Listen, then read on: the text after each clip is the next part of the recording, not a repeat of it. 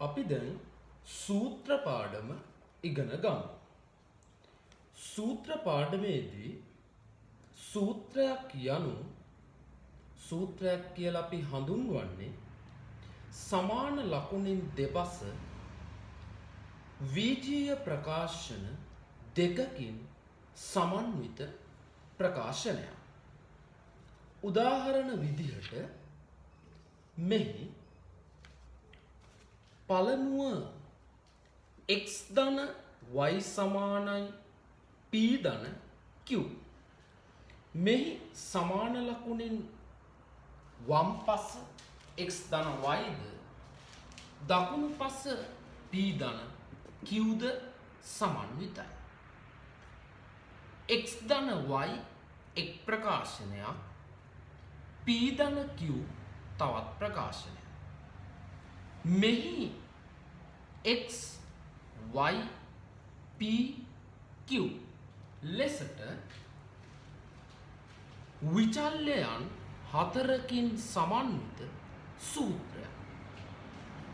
සාමාන්‍ය පෙළ විෂය නිර්දේශයේ මෙම සූත්‍රයක පදයක් උක්ත කිරීම දෙවන උදාහරණයේදී s සමාන ut ධන භාගයක් at වර්ගය.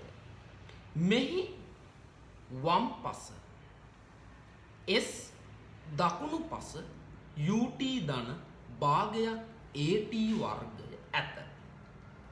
මෙහි s උක්ත වී ඇත. උක්ත කිරීමක් යනු සමාන ලකුණින් එක් පසක එක අඥාත පදයක් පමණක් ඉතුරු කිරීමයි.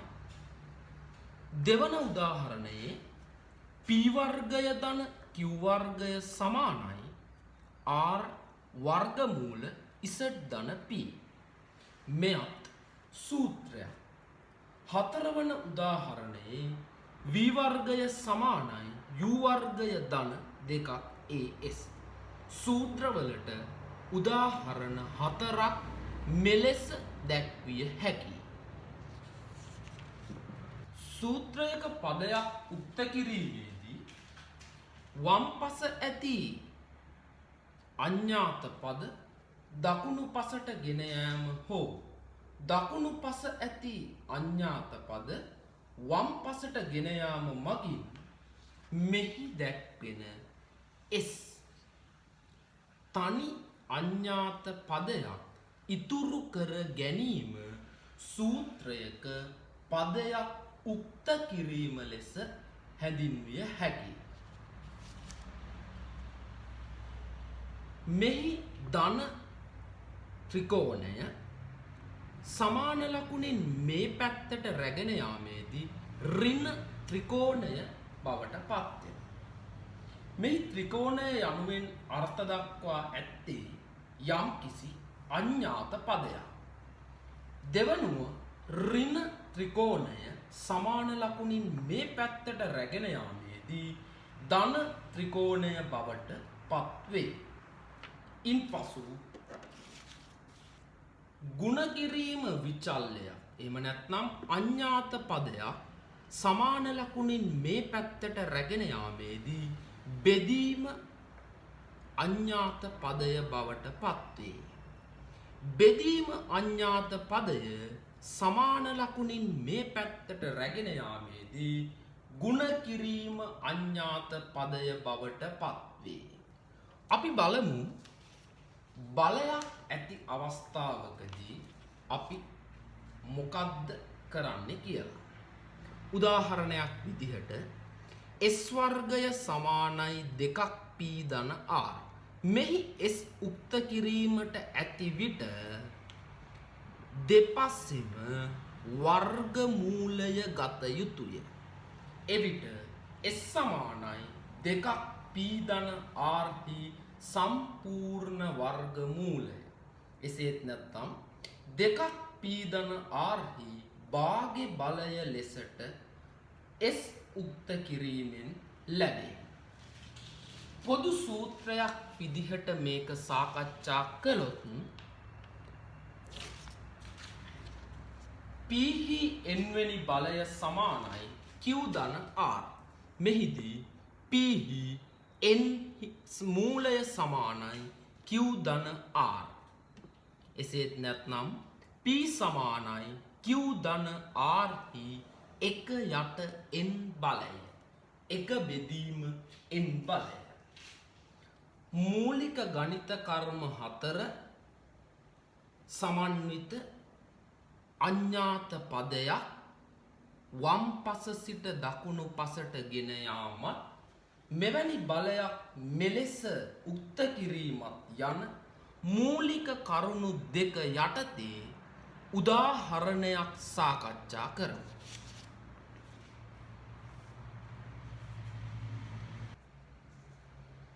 Q සමානයි v වර්ගය ධන u බෙදීම t ධන දෙකක් a ඝනය s. මෙම සූත්‍රයේ a උක්ත කරන්න. මෙහිදී දකුණු පස ඇති a ඉතුරු කර ඉතුරු පද සියල්ල වම් පසට ගත යුතුය. පළවෙනි පියවර විදිහට v වර්ගය ධන u බෙදීම t මෙම පැත්තට ගනිමු.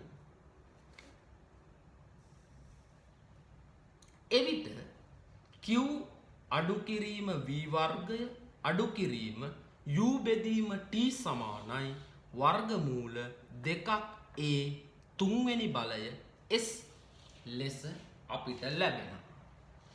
ඉන්පසු මෙම වර්ගමූලය ඉවත් කිරීම සඳහා දෙපසම වර්ග කරන්න. එවිට දෙකක් a ඝනය s සමානයි q ඍණ v වර්ගය ඍණ u බෙදීම t සම්පූර්ණ වර්ගය ලෙස ලැබේ. අපිට උක්ත කිරීමට a ඇති නිසා දෙක ගුණ කිරීම s මේ පැත්තට රැගෙන යාමේදී මේ පැත්තේ ප්‍රකාශනය බෙදීම 2s සමානයි a හි තුන්වෙනි බලය ලෙස ලැබේ. දැන් අපිට a උක්ත කිරීමට ඇති බැවින් q ඍණ v වර්ගය ඍණ u බෙදීම t හි සම්පූර්ණ වර්ගය බෙදීම 2s හි 3/1 බලය ගත යුතුය. එවිට a සමානයි q අඩු කිරීම v වර්ගය අඩු කිරීම u බෙදීම t හි සම්පූර්ණ වර්ගය බෙදීම 2s සම්පූර්ණ ප්‍රකාශනයේ 3/1 බලය ලැබේ.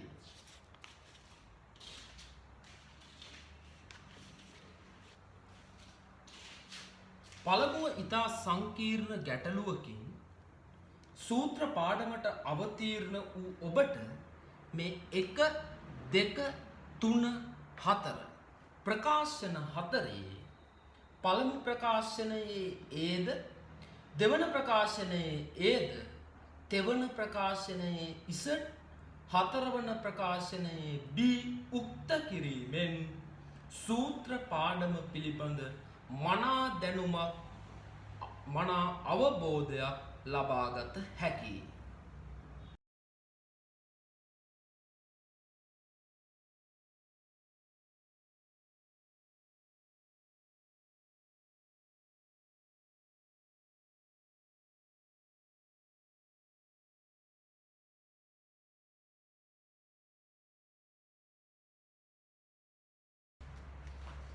සරල සමීකරණ. සරල සමීකරණ යන පාඩම යටතේ අපි සරල සමීකරණයක් යනු කුමක්ද?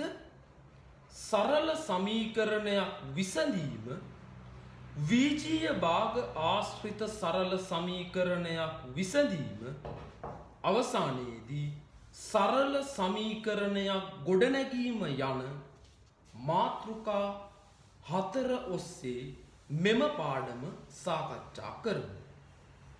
සරල සමීකරණයක් යනු විචල්්‍ය එකකින් සමන්විත එම විචල්්‍යයේ බලය එකක් වන සමීකරණ.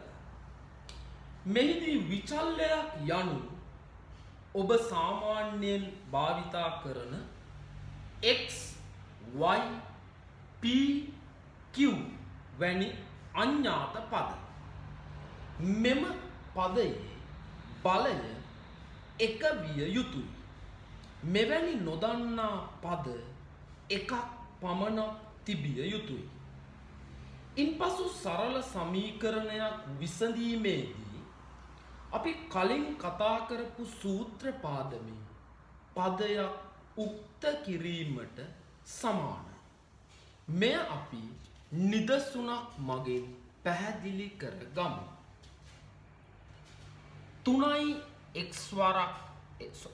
වරක් x ධන 1 එකතු කිරීම 2 සමානයි 5 වරක් x ධන 3. සරල සමීකරණයක් විසඳීමේදී පළමුව වරහන් සුළු කළ ගත යුතුයි. දෙවනුව එහි x උක්ත කිරීම. එසේත් නැත්නම් x සඳහා විසඳුමක් ලබාගත හැකියි. මෙහි පළමු පියවර වශයෙන් වරහන් සුළු කිරීම මගින් 3x ධන 3 ධන 2 සමානයි 5x ඍණ 15.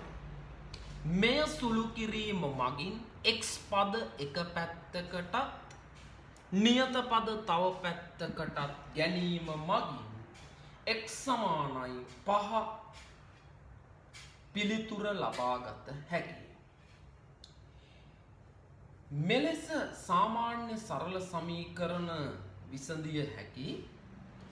නමුත් සාමාන්‍ය පෙළ විෂය නිර්දේශයේදී වැඩි වශයෙන් සාකච්ඡා කරන්නේ වීජීය භාග එසේත් නැත්නම් භාග ඇතුළත් සමීකරණ. භාග ඇතුළත් සමීකරණ විසඳීමේදී පළමු පියවර ලෙස පොදු හරයක් ගත යුතුයි. දෙවන පියවර ලෙස හරස් ගුණිතය ගත යුතුයි. මෙලෙස පොදු හරයක් ගත් විට වම් පස සහ දකුණු පස හරයන් දෙකක් ලවයන් දෙකක් අපිට ලැබෙනවා. මෙහිදී හරය මේ පැත්තේ ඇති ලවයෙන් ගුණ කර මෙහි ලවය මේ පැත්තේ ඇති හරයෙන් ගුණ කර මෙවැනි ප්‍රකාශනයක් ලබා ගැනීම හරස් ගුණිතය පියවරෙන් ලබාගත හැකියි.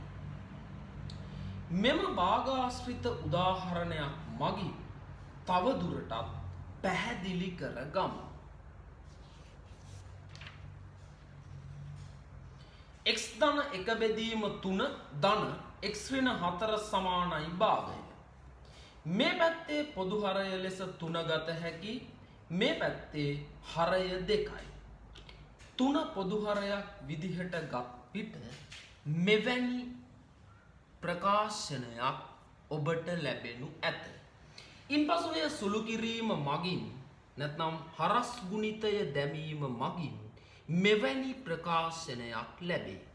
පසුව x පද එක පැත්තකටත් නියත පද තවත් පැත්තකටත් ගැනීම මගින් අවසානයේ x හි පිළිතුර මෙසේ ගත හැකියි. දෙවන නිදසුන 1 බෙදීම x ධන 2 ධන 5 සමානයි 3 බෙදීම x ධන 2. මේ පැත්තේ පොදු හරය ලෙස x ධන 2 ගමු. එවිට ලවය 1 ධන 5යි x ධන 10 වේ. මේ පැත්තේ 3 බෙදීම x ධන 2 වේ. මෙවැනි නිදසුනකදී මේ පැත්තේ හරයත් මේ පැත්තේ හරයත් සමාන බැවින් මෙලෙස කපා ඉවත් කර හැකියි.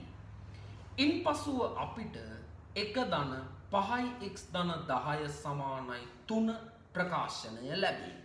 පසුව x පද එක පැත්තකත් නියත පද තව පැත්තකටත් ගැනීම මගින් x සමානයි ඍණ 5 ඍණ 8 බෙදීම 5 අවසන් පිළිතුර ලබාගත හැකියි.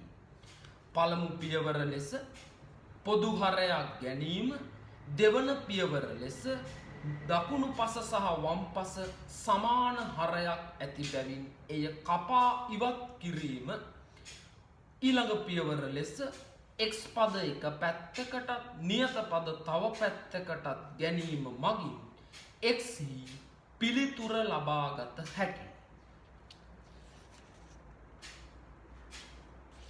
මෙහි දැක්වෙන 1 2 3 යන සමීකරණ වල x හි පිළිතුර ලබා ගැනීම මගින් භාග ආශ්‍රිත සරල සමීකරණයක විසඳුම් සෙවීම පිළිබඳව මනා අවබෝධයක් ලබාගත හැකියි.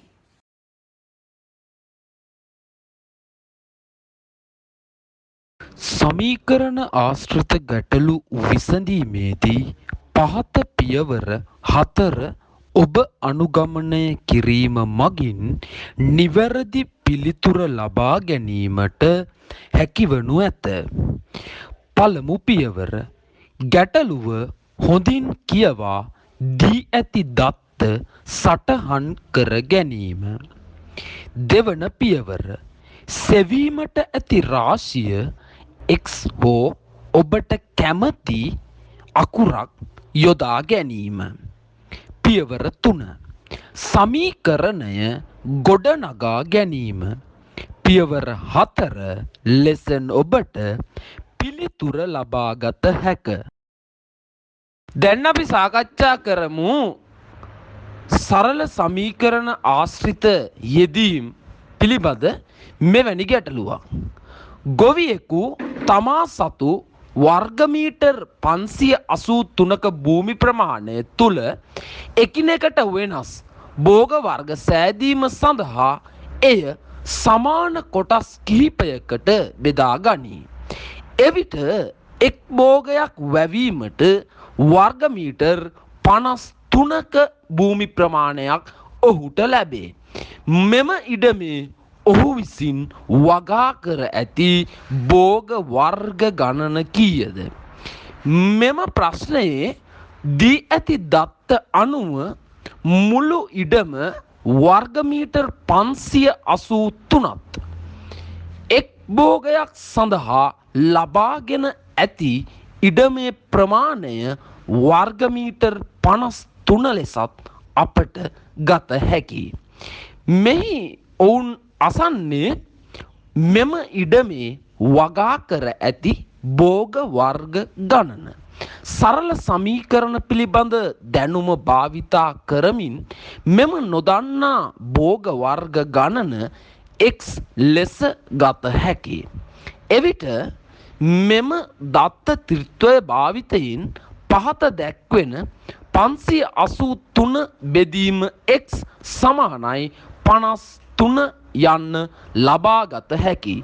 එනම් මුළු ඉඩමේ භූමි ප්‍රමාණය වගා කරන භෝග ගණනින් බෙදූ විට එක් භෝගයක් සඳහා ඔහු ලබාගත් ඉඩ ප්‍රමාණය ලැබේ. එම නිසා මුළු ඉඩම වර්ගමීටර් 583 බෙදීම වවා ඇති භෝග ගණන සමාන වෙනවා එක් භෝගයක් අත්කර ගන්නා ඉඩ ප්‍රමාණය වර්ගමීටර් 53ට. මෙහි භාග ආශ්‍රිත සරල සමීකරණයක්. එසේනම් අපි මුලින් සාකච්ඡා කරපු පියවරයන්ට මෙම ගැටලුව විසඳිය හැකියි. ඒ අනුව හරස් ගුණිතය යෙදීම මගින් 53යි x සමානයි 583යි දෙපසම 53න් බෙදූ විට x සමානයි 11ක්. එනම් මොහු වවා ඇති භෝග වර්ග ගණන 11ක් ලෙස ලැබේ. අපි අවසන් පිළිතුර වශයෙන් x සමානයි 11 විතරක් නොයොදා මොහු වවා ඇති භෝග වර්ග ගණන 11ක් වේ මෙයින් ලියුවොත් මෙම පිළිතුර සඳහා ඔබට සම්පූර්ණ ලකුණු හිමි වෙනු ඇත. සූත්‍ර සහ සරල සමීකරණ පිළිබඳ මනා දැනුමක් ඔබ මෙම වීඩියෝව ඉතා හොඳින් අධ්‍යයනය කිරීම මගින් ලැබෙනු ඇතැයි මා විශ්වාස කරනවා. මීට අමතරව ඉතා අලුත් ගැටලු පිළිබඳව නිරීක්ෂණය කරමින් ඒ ගැටලු විසඳමින් සහ පසුගිය විභාග ප්‍රශ්නවල ඇති සූත්‍ර සහ සරල සමීකරණ ආශ්‍රිත ගැටලු විසඳීම මගින් ඔබට සරල සමීකරණ සහ සූත්‍ර යන පාඩම පිළිබඳව මනා දැනුමක් ලබාගත හැකි. එසේනම් මෙම වීඩියෝව සමග එක් වූ ඔබ සියලු දෙනාටම ජයෙන් ජයම වේවා.